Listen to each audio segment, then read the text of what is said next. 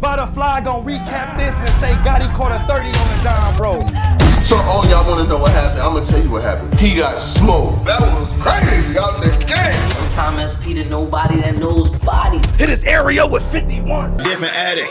When you know you gotta pay to breed it, make you hit the plug and try to get a package and flip it on them. Salute to the subscribers, that notification gang, rightscanclothing.com. For the merchandise, you heard me right. Salute to all of you subscribers out there, the folks who watch this content, whether religiously or in passing. I always say that because without you, there is no this. Without this, there is no us. You know what I'm saying? So, Murda Mook, salute to Murda Mook and everything that he's got going on his way to battle against none other than Tay Roc. Tay Roc is one of the guys who wanted that shot, who wanted that smoke with Murda Mook, and I want to talk about some things.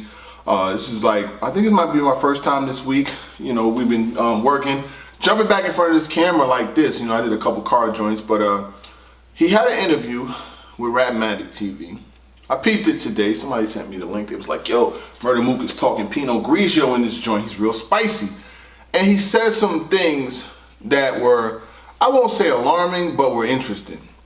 He mentioned that, you know, Tay Roc, I put you on, and this is some of the thing about it is when Sue Surf said this to Mook, and other people are saying the same thing, is that I hope you don't just come use this angle about I put you on, I'm the reason why you're here, act smack, this like you wasn't before you got with the Mobb. Is that gonna be enough to take out Roc in their upcoming battle? Now, Murda Mook, he did say specifically that you did what you were supposed to do, you know, as far as like with your career, like making your moves, like you did what you were supposed to do, but now you feel like you're bigger than your britches. He said, you feel like you're bigger than you are, and you said that you held the Mobb flag and made us and kept us relevant, and Murda Mook is not feeling that. He's basically like, yo, we was relevant before you joined. Nobody knew who you were. I was the one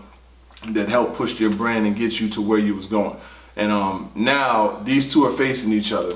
And as fans, are you guys more susceptible to battlers who come with like a specific angle? Like, you know, because Mook is like, I'm taking that mask off. Is it Uchiwali or is it one mic and all this other stuff? And he said in the other tweet, Briz, they did you so wrong. I'm gonna get Roc back for what he did to you and things like that.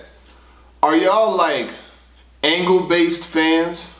And I want to know as far as for this battle in particular, because I'm really interested in what you guys think. Are you angle-based, as in may the best angle win? You know, like Vada and T-Top just had a battle where the best angles, you know, was the ones that a lot of people felt won.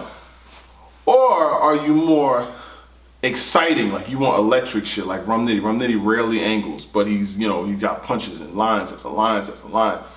Are you just in it for the big? Because Daylight, when he battled Roc, Daylight didn't do a lot of angles and shit, but he was exciting and he had a good cadence, and the way his metaphors and wordplay were put together, it was just so magical that it was like boom, boom, boom, boom, boom, boom, and it was like poetry in motion. But then you got the Tay Roc, who's electric, not really much of an angler, but he's got good stage presence, good vocal projection. He can punch. It's not his strongest suit, but he can punch. And then you got Murda Mook, who's a great angler. You know what I mean? Like that's what he does. He angles well. He uses good schemes. He can put words together. And he's labeled to many as one of the greatest of all time. You know what I'm saying?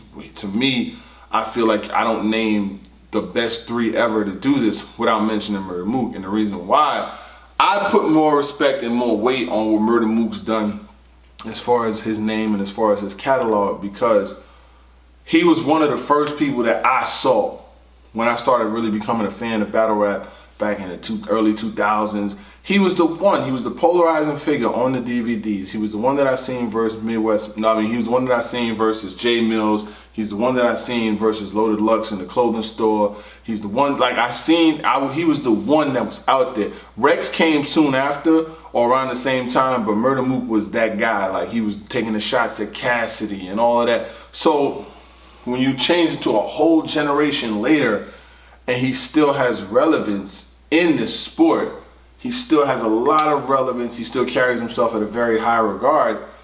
This battle to me is probably one of Murda Mook's most important battles.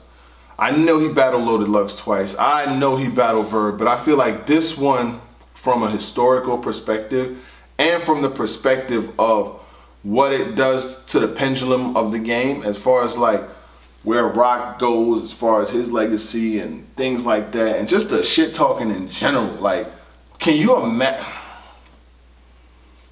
bruh? Imagine if somebody gets 30. This would be one of the, if somebody got 30 in this battle, son, it would be so crazy. Like, everybody would see, with battle rap, you got casual fans, low tier fans, mid tier fans, top tier fans. Top tier fans are the ones who watch everything. I've explained this before. The low tier fans, the lowest of the low, are coming out to watch Murda Mook battle. The stars are coming out to watch Murda Mook battle. The people who don't even really watch battle, every single thing that goes on, who's not on caffeine, who don't watch blah, they come out to see Murda Mook battle. The younger cats who grew up to be teachers and, you know what I'm saying, they working, they got families and all of that stuff and don't really have time for a lot of battle rap, they got time for Murda Mook because that's a part of their history. Like, when you think back to growing up and you remember what you were doing in that time frame, those Smack DVDs were very important to the folks, and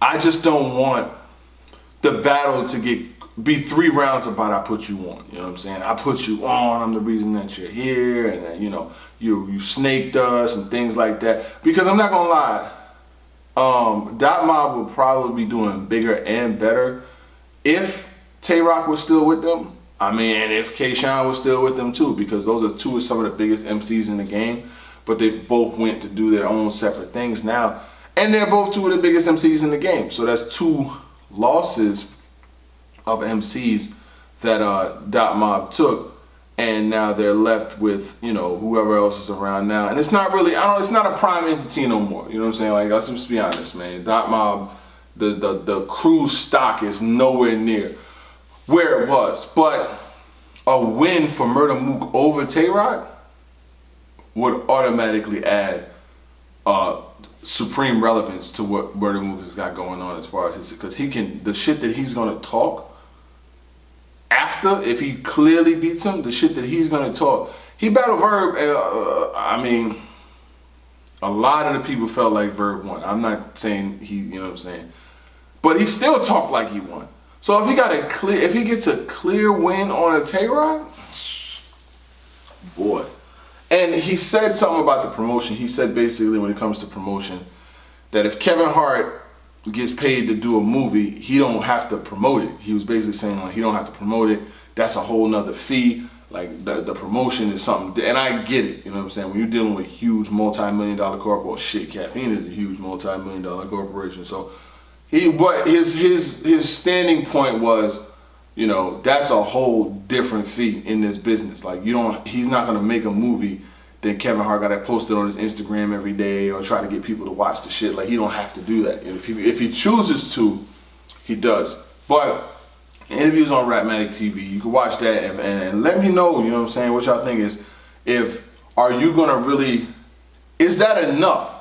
Is that enough to win a battle? You know, you got the other rumors that's out there and shit like that, where he could probably sprinkle some spice, little adobo sazon on there and try to, like, you know, spice it up to make those go for him.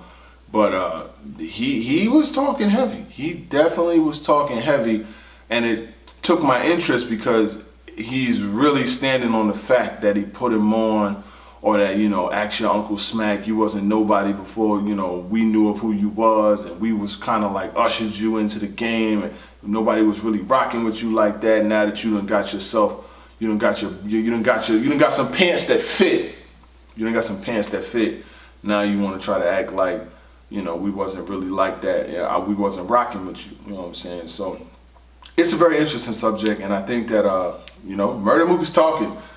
It's a good day for battle rap when Murda Mook is being vocal and talking about how he feels. You know what I'm saying? Like, it's a super good day, and I think that we got to continue to watch into this, see what happens if there's a face-off, and see what happens with the rest of that card too, because I think the card that's built around it will definitely mean a lot. I hope to see Goods and Geechee on there. I don't know.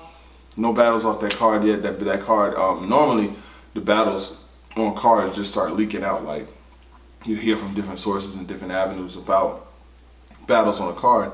But this one, it ain't leaked out. I'll be honest with you about that. So when we do it here, we'll make sure that we keep you guys posted. But other than that, be back with my guy Showtime SP. We got a couple breakdowns to do. We got whole events to talk about, and some more shit.